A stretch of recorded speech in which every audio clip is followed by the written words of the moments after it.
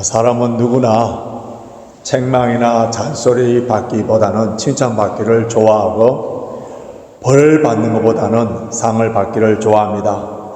상은 선의의 경쟁을 불러일으키고 또 분명한 목표 지향적인 행동을 유발하고 또 일의 성취도를 높이도록 해주는 중요한 역할을 하게 됩니다. 오늘 윈블던 테니스 남자 결승전이 있고요. 또 저녁에는 유로 2024 축구의 잉글랜드와 스페인의 결승전이 있습니다. 왜 선수들이 피땀을 흘리면서 이렇게 경기를 해야 합니까? 상을 타기 위함이에요. 상을 탄다, 상을 받았다. 그것은 자기의 만족, 또 자기의 성취감, 자기 기록에 대한 새로운 갱신뿐만 아니라 많은 사람들에게 존경과 영광을 받게 되고 그에 따르는 그만한 대우를 받게 됩니다. 원래 윈블던, 요 옆 동네의 윈블던 남녀 단식의 우승 상금이 270만 파운드, 우리 한국 돈으로 47억 4천만인데, 자, 이런 상을 받기 위해서 2주 동안 무려 7경기에 한 번도 지지 않고 계속적으로 올라와야만 됩니다. 성경을 보면은 우리 성도들의 삶을 상을 받기 위해서 뛰어가는 경주자의 삶으로 이렇게 비유를 합니다. 구원은 전적인 하나님의 은혜로 받습니다. 구원받은 하나님의 자녀들은 이제 구원받은 그것으로만 만족하고 아무렇게나 그냥 사는 존재가 아니라 주님이 주실 상을 바라보면서 신앙생활을 해야 됩니다. 그래서 계시록 2장 10절 보면은 너가 죽도록 충성하라. 그리하면 내가 생명의 면류관을 내게 주리라. 이렇게 했고요. 고린도전서 9장 24절을 보면은 운동장에서 다름질을 하는 자들이 다 달릴지라도 오직 상을 받는 사람은 한 사람인 줄 너희가 알지 못하느냐. 너희도 상을 받도록 이와 같이 다름질하라. 그렇게 말씀했고요. 예수님께서는 산상수훈에서 복음을 위하여, 주를 위하여, 의를 위하여서 이렇게 모욕을 당하고 핍박을 당하게 되면은 기뻐하고 즐거워하라. 지난 주간에 주를 위하여서, 자업자득이 아니고요, 주를 위하여, 복음을 위하여, 하나님 나라를 위하여서 고난당한 자가 있습니까? 기뻐하고 즐거워하라. 왜냐하면은 하늘에 너희의 상이 큼이라. 하늘에서 너희의 상이 큼이라. 오늘 우리가 읽은 이 본문을 보면은 누가 상을 받을 수 있는지, 그리고 어떻게 하면 상을 받을 수 있는지 구체적으로 가르쳐주고 있는데요. 오늘 상 받을 수 있는 비결을 함께 살펴보면서 저와 여러분들이 이 땅에서뿐만 아니라 영원한 천국에서도 상을 받는 그런 승리자들이 되시길 바랍니다. 첫째로 복음을 전하는 자들, 영접하는 자가 상을 받는 자 있습니다. 예수님께서는 제자들을 전도 여행으로 파송시킬 때에, 그때에 그들에게 얼마나 큰 위로와 격려가 되는 말씀을 하시는지 그 말씀이 40절에 기록되어 있습니다.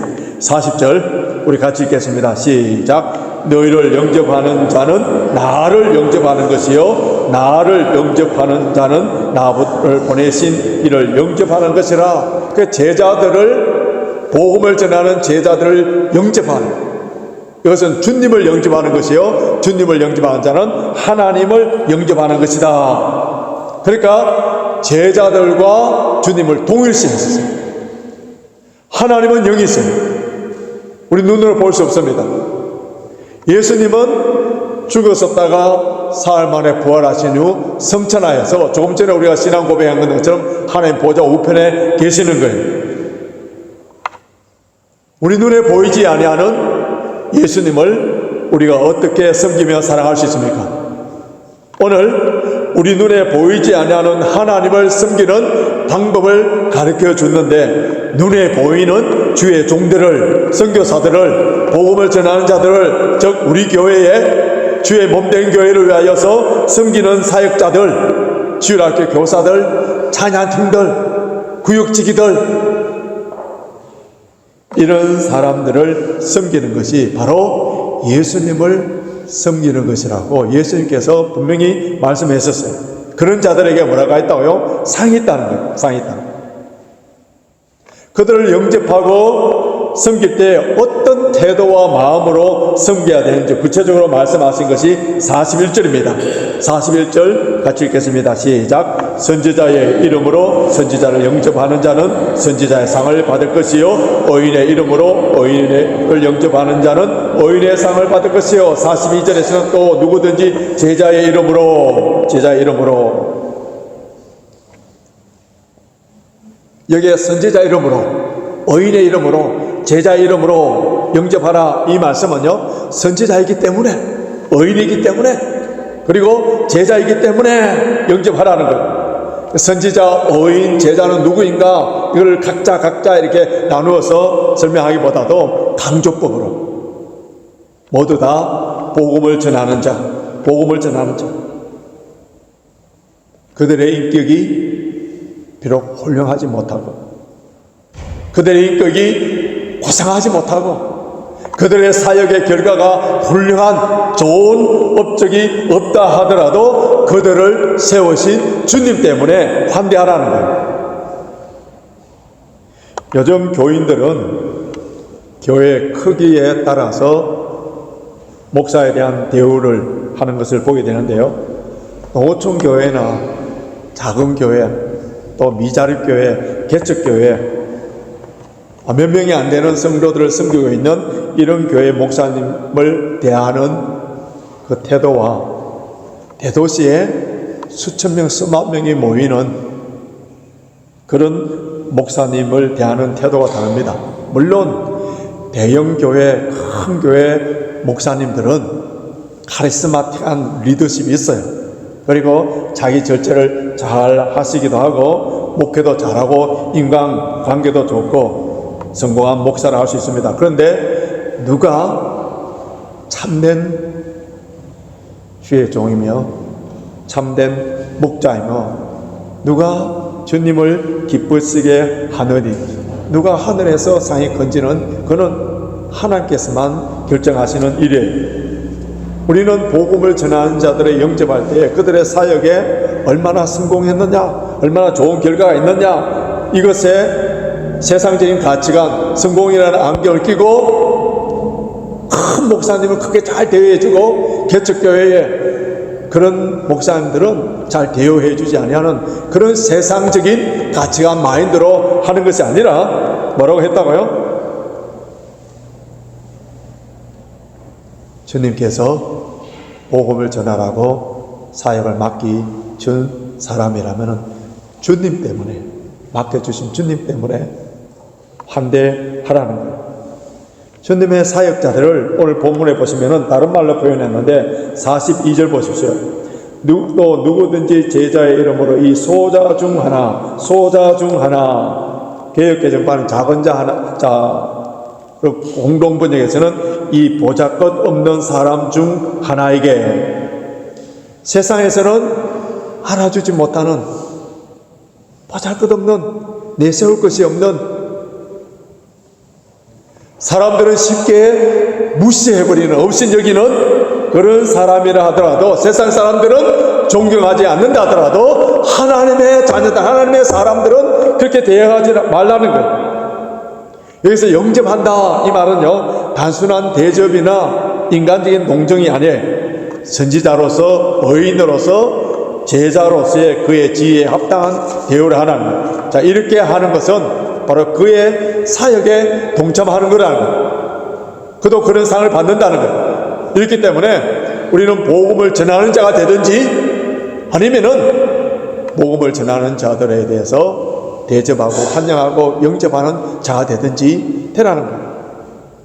이러한 자가 하나님께서 주시는 상을 받는다는 거예요. 성경에는 이런 주의 종들을 잘 대접함으로 말미암아 상을 받은 그런 이야기들이 참 많이 나옵니다. 그 중에 대표적인 두 가지만 예를 들어서 말씀드리고 싶은데요. 열왕기상 17장, 우리가 잘 아는 열왕기상 17장 보면은 엘리야가 사르밧 가부 집에 머무는 그런 이야기 나옵니다. 3년이나 감으로서 모든 사람들이 양식을 구하지 못해서 굶주려가고 있을 그때에 하나님께서 그리 시내가에 숨어있는 엘리야를 사르밧으로 보냅니다. 가부의 집을 보냅니다. 근데 그 가부는 아들이 하나 있었는데 이제 마지막 남은 가루 조금, 기름 조금, 그것을 빵을 만들어서 먹으면은 이제는 양식이 다 떨어져서 굶어 죽게 되는 거예요. 그런데 엘리야 선지자가 그 가난한 가부에게 그 빵을 만들어서 자기에게 갖고 오라. 그때에 이 가부가 나뭇가지를 줍고 있으면서 지금 그 빵을 만들어서 자기에게 갖고 오라 하는 그 사람이 선지자인 것을 압니다. 알아봅니다. 뭐라고 하냐면은 당신의 하나님 여호와께서 살아계심을 두고 맹세하노니 나는 통에 가루 한 움큼과 기름 조금뿐입니다. 그때 엘리야는 작은 빵을 만들어서 나에게 그래 하면은 비가 올 때까지 그 가뭄 가운데서도 양식이 끊어지지 아니하리라 했었어요. 근데 이 가부는 마지막 먹을 수 있는 그 양식을 선지자에게 드립니다. 자, 선지자를 영접함으로 그 가뭄이 끝날 때까지 양식이 떨어지지 않았었어요. 이것이 그 가정에 준 상이라고 할 수 있습니다. 그런데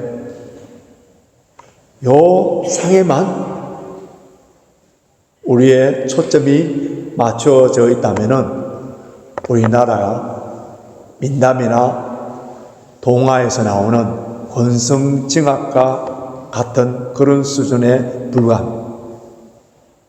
우리가 잘 알고 있는 농부전에 이 이야기보다 훨씬 더 재미있고 더 큰 복을 받는 이야기 있지 않습니까?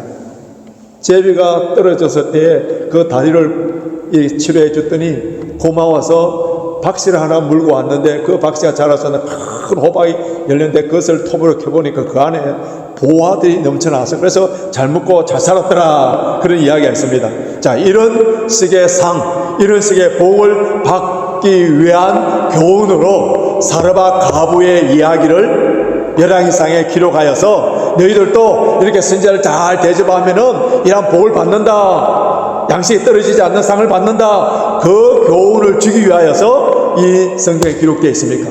이러한 복을 받기 위해서, 이런 상을 받기 위해서 우리는 선지자 주의 종들을 대접해야 됩니까? 그 정도 수준이라면은 흥부전 우리 한국에 있는 민담에서도 이거보다 더 좋은 이야기들이 얼마나 많습니까? 그 다음 스토리를 봐야 돼요.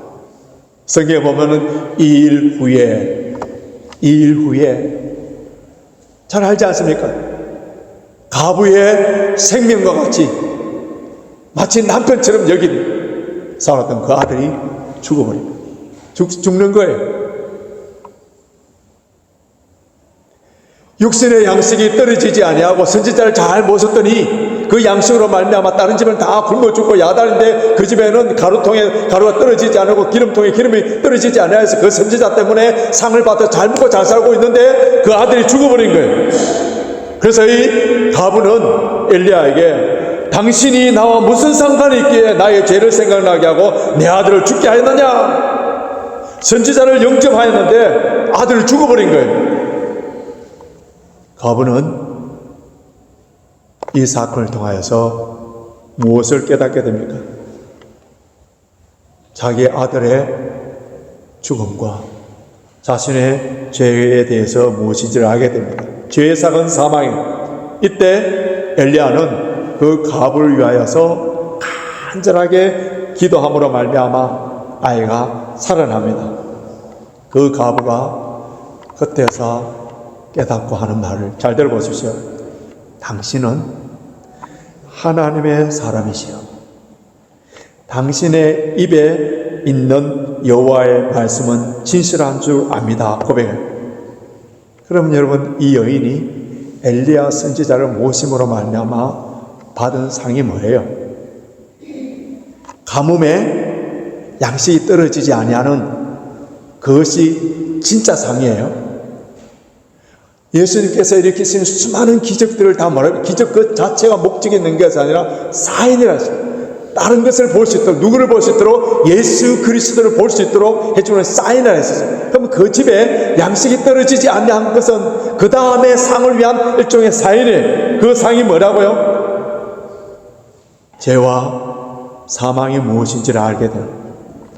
그리고 여호와의 말씀, 약속의 말씀은 신실하게 지켜진다는 거예요. 그 다음에 우리가 좀 더 깊게 생각해야 되는 것은 엘리사도 마찬가지예요. 자, 엘리야는 자기가 찾아가서 그 떡을 해라 강제성이 좀 있다면은, 이 수넴 여인은 엘리사를 지극한 정성으로 자기 집에 모십니다. 방을 만들어주고 책상을 만들어주고 다 해요. 그런데 이 집에도 어떤 일이 있습니까? 아들이 죽는 사건이 일어납니다. 그래서 엘리사가 동일하게 그 아이를 살려주는 그런 것을 경험하게 돼요. 자, 그러면 이 선지자들을 영접했던 이 가부들 받은 상이 뭐예요? 무슨 상이라고 정리할 수 있습니까? 그것을 우리 잘 알기 위해서는 히브리서 11장 35절을 봐야 됩니다. 히브리서 11장 35절 우리 같이 읽겠습니다. 시작. 여자들은 자기의 죽은 자들을 부활로 받아들이기도 하며, 또 어떤 이들은 더 좋은 부활을 얻고자 하여 심한 고문을 받되 구차히 풀려나기를 원하지 아니하였으며. 자, 엘리야 선지자와 엘리사 선지자를 영접했던 사르밧 가부, 수넴 여인, 무슨 상을 받았다고요? 자기의 죽은 자들을 부활. 이 공동 번역 성경에서는 더 잘 번역했는데, 죽었다가 다시 살아나서 돌아오는 식구들, 죽었다가 다시 살아나게 되는 그 식구들, 엄청난 기적이에요. 엄청난 기적.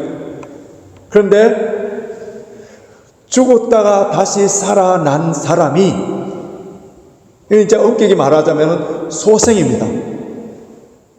부활은 죽었다가 다시 살아나면 영원히 죽지 않는 거예요. 이걸 부활을 합니다. 근데 그 소생의 사건을 통하여 그들이 무엇을 깨달았다고요? 무엇을 깨달았다고요? 이 사건을 통해서 그들의 영원한 생은 부활에 대한 그 약속을 받은, 마치 마르다와 마리아 집에 나사로가 죽은 거예요. 나사로가 다시 살아남을 통하여, 소생됨을 통하여서 뭐가 있다고요? 부활이신, 영원한 생명이신 예수 그리스도에 대한 그 소망을 가지게 됩니다. 히브리서 11장 35절 보면은, 더 좋은 부활을 얻고자 심한 고문을 받되 구차히 풀려나기를 원하지 않고 죽었다. 많은 순교자들의 이야기예요. 이들에게 있어서 더 좋은 부활, 더 좋은 삶, 그게 뭐예요? 부활이며 생명이신 예수 그리스도. 부활이며 생명이신 예수 그리스도. 여러분, 구약 성경이든 신약이든 오늘 우리의 삶이든 가장 좋은 삶이 뭐라고요? 예수 그리스도. 예수 그리스도. 이 세상이든 영원한 천국이든 예수 그리스도 모시고 사는 삶이 가장 큰 은혜요, 가장 축복요, 가장 큰 상이에요. 그래서 우리는 나 무엇과도 주님을 바꾸지 않으리, 다른 어떤 은혜 구하지 않으리, 오직 주님만이 내 삶의 도움이시니 주의 얼굴 보기 원합니다. 이렇게 찬송을 부르는 이유가 뭐예요? 주님 한 분만으로 만족할 수 있는 그런 신앙의 경지에 오르기를 기도하죠. 내 주 예수 모신 곳이 그 어디나 하늘나라.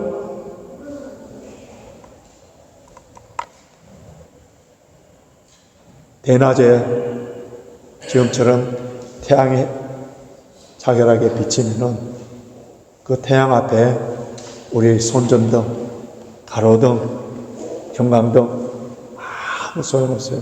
있으나 마나 합니다. 예수 그리스도를 모시고 사는 삶,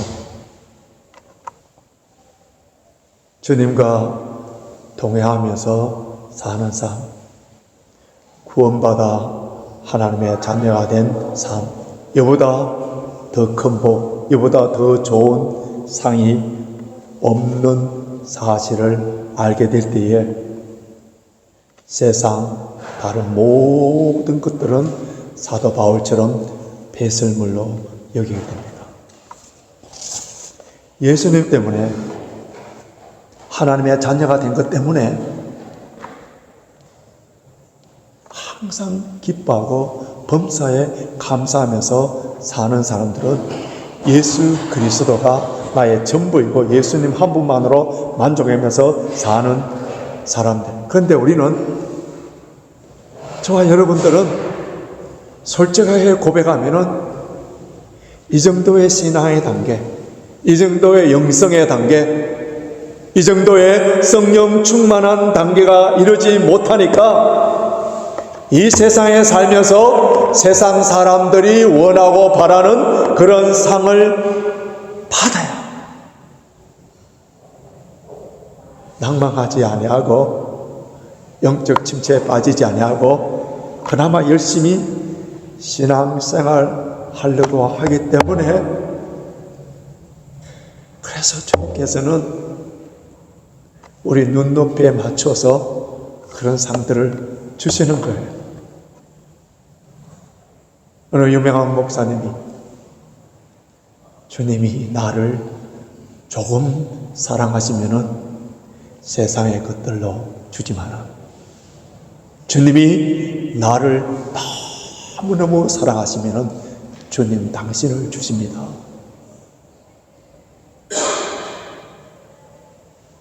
주님 한 분만으로 만족할 수 있는 그 신앙의 단계로 나아가야 됩니다. 둘째로, 우리가 주님께서 주시는 상을 받기 위해서는 복음을 전하는 자들뿐만 아니라 가난하고 소외당하는 사람, 지극히 작은 자들에게 주의 사랑을 베풀어야 되는데, 42절 보십시오. 42절 같이 읽습니다. 시작. 또 누구든지 제자의 이름으로 이 소자 중 하나에게 냉수 한 그릇이라도 주는 자는 내가 진실로 너희에게 이르노니 그 사람이 결단코 상을 잃지 아니하리라 하시니라. 여기 소자는 첫 번째 의미는 복음을 전하는 예수 그리스도의 제자들, 그 당시에 제자들이에요. 그런데 이 말은 또 가난하고 소외당하는 그런 자들을 뜻합니다. 이런 사람들은 세상적인 가치관을 볼 때는 지극히 작은 소자예요. 그런데 이런 사람들에게 냉수 한 컵이라도 주님의 이름으로 대접할 때에 그 상을 주님께서 결단코 잃지 않더라. 저와 여러분들은 누구에게 대접합니까? 부자나 권력이나 그 사람을 내가 대접해 줬을 때에 그 사람이 나에게 베네핏을 줄 수 있는, 피드백을 뗄 수 있는 그런 사람들에게 대접을 합니다.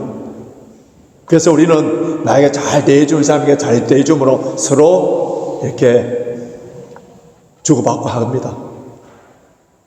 부주도 마찬가지죠. 누가 결혼할 때 내가 부주 받으면 부주 주고, 또 부주 안 받으면 안 주고, 서로 이런 관계.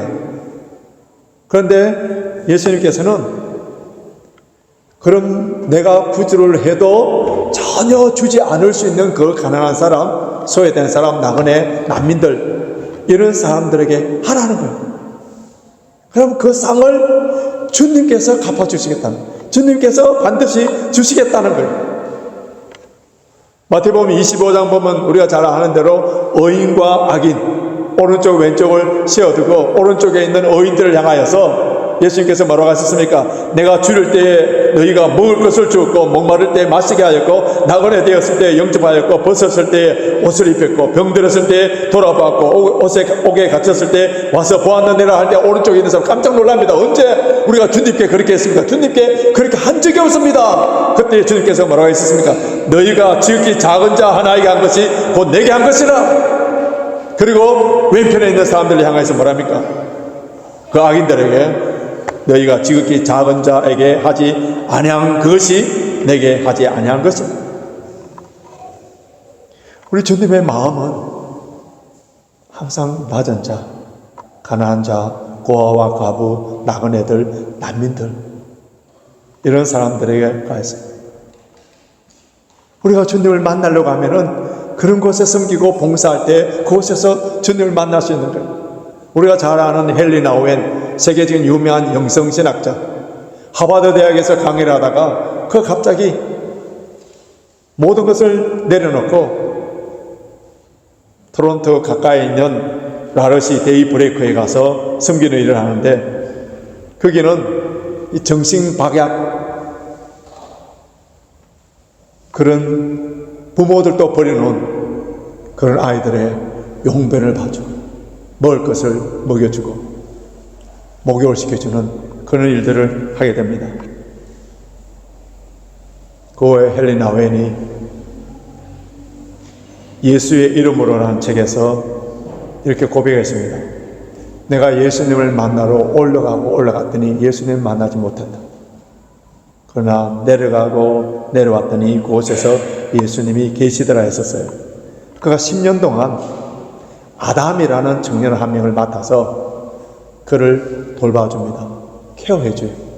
음식을 먹여주고. 그런데 놀라운 일은 그가 아담을 케어하고 돌봐주고 사랑으로 섬기는 줄 알았더니 결국은 그를 섬김으로 말미암아 그의 영혼이 치유되고 회복되는 그러한 역사가 일어났고요.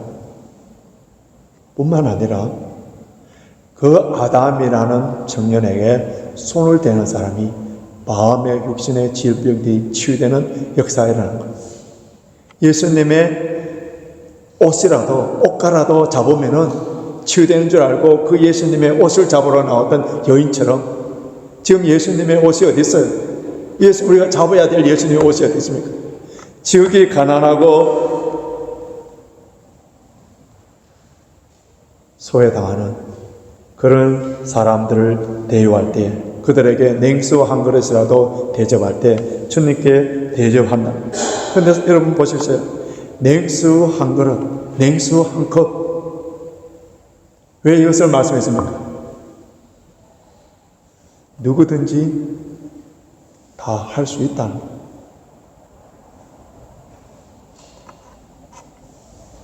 최소한 단위예요. 없어서 남에게 대접 못하는 것이 아니라 마음이 없어서 못하는 것 뿐입니다. 냉수 한 그릇, 한 컵이라도 주는 자는 주님께서 반드시 상을 주시겠다 했는데, 그러면은 누가 이런 마음을 가지고 할 수 있느냐? 누가 할 수 있느냐? 이것이 오늘 우리에게 던져주는 중요한 메시지입니다. 이것은 바로 성령 충만한 사람들만이 가능한 거예요. 주의 영이 내 심령에 가득 참으로 말미암아 주님의 눈과 주님의 심장과 주님의 마음을 가질 때에 이것이 가능합니다. 초대 예루살렘 교회가 성령 충만한 교회가 됐는데, 성령 충만한 교회에 두드러지는 특징이 하나 있어요. 물론 예배가 있고 모이기에 힘쓰고 떡을 떼고 교제하고 다 좋습니다만은, 근데 성령 충만한 교회에 나타난 독특한 현상이 하나 있는데, 그것이 무엇이냐 하면은 자기의 재물을 조금이라도 자기 것으로 하는 이가 하나도 없더라. 이 단계에 되는 교회가 성령 충만한 교회. 다른 것 갖고 성령 충만하다 하지 마십시오. 전에는 가난한 사람들이 보이질 않았어요. 섬겨야 될 사람이 보이지 않는 거예요.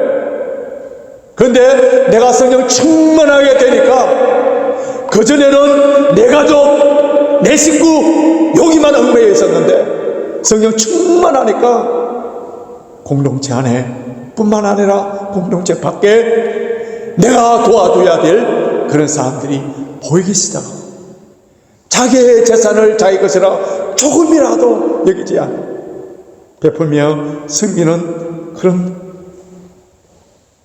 저와 여러분들은 오직 하나님의 은혜로 말미암아 구원받았어요. 구원받은 우리들은 내게 주신 은혜를 무엇으로 보답할꼬? 그 은혜에 보답하는 삶, 주님의 사랑에 감사하면서 주님을 대접하는 삶을 살아야 되지 않습니까? 그런데 그 일을 어떻게 하라고요? 주님께서는 분명히 가르쳐 주지 않습니까? 복음을 전하는 자들을 위하여서, 그들을 영접하고 지극히 작은 자들, 나의 도움이 필요한 사람, 나의 도움이 필요한 사람들에게 사랑과 정성으로 섬기라는 거예요. 그렇게 되기 위해서는 어떻게 해야 된다고요? 내가 성령 충만케 해야 돼요. 말씀과 기도로 깨어있어야 합니다. 이번 한 주간도 여러분 어떻게 살기를 원하십니까? 7월 중순에 이번 한 주간에 여러분 어떻게 살기를 원하십니까? 남을 섬기며 사랑하며 베풀면 그 현장 속에서 예수님을 섬기는 자들이 되고 예수님과 함께하는 자들이 되고 상을 받는 자들이 되기를 원합니다. 매일 천국의 기쁨을 누릴 뿐만 아니라 영원한 천국에서 큰 상을 받는 최후의 승리자들이 저와 여러분이 되시길 주님의 이름으로 축원합니다.